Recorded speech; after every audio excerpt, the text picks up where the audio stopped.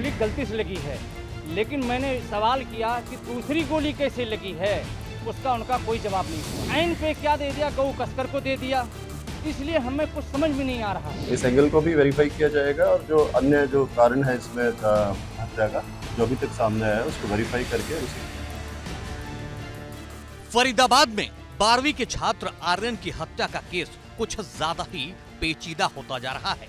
Police ने 5 आरोपियों को गिरफ्तार किया है। सभी आरोपी कथित तौर पर गौरक्षक बताए जा रहे हैं।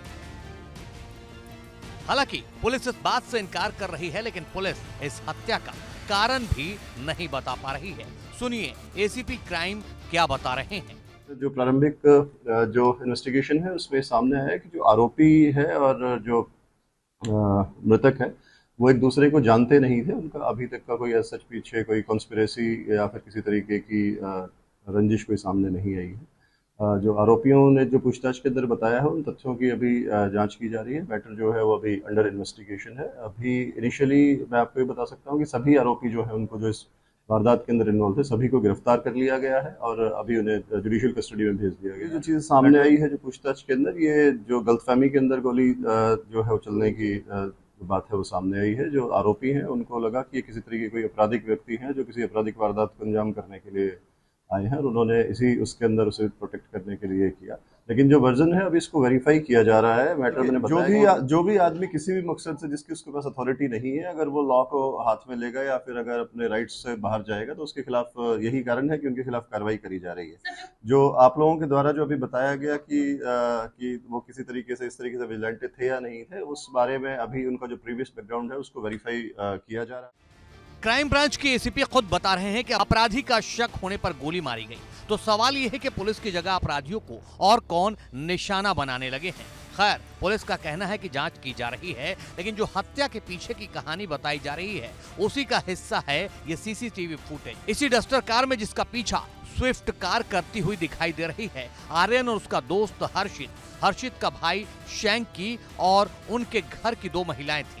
पुलिस के मुताबिक आरोपियों ने पूछताछ में बताया कि उन्हें डस्टर कार में अपराधी होने का शक हुआ। आरोप है कि उन्होंने कार का पीछा किया और गोली मार दी। हालांकि आर्यन को सीने पर भी गोली लगी है, इसलिए आर्यन के पिता पुलिस की थ्योरी पर सवाल उठा रहे हैं। सहमत हैं आप इस बात? हम इसमें सहमत नहीं है, कुछ भी नहीं है। अनिल कौशिक ने कहा है कि मैंने गोली लगी है गलती से, गोली गलती से लगी है, लेकिन मैंने सवाल किया कि दूसरी गोली कैसे लगी है, उसका उनका कोई जवाब नहीं हुआ है।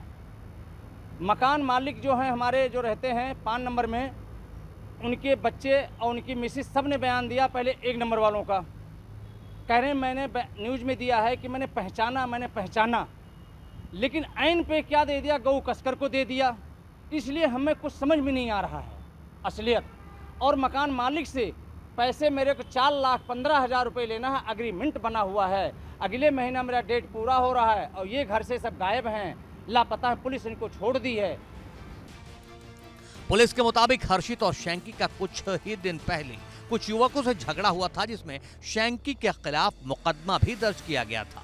जब आरोपियों ने उनकी कार को रोकने का इशारा किया तो डस्टर सवार युवकों को लगा कि जिन युवकों से उनकी रंजिश है उन्होंने ही उन्हें घेर लिया है और बचने के लिए उन्होंने डस्टर को भगाना शुरू कर दिया।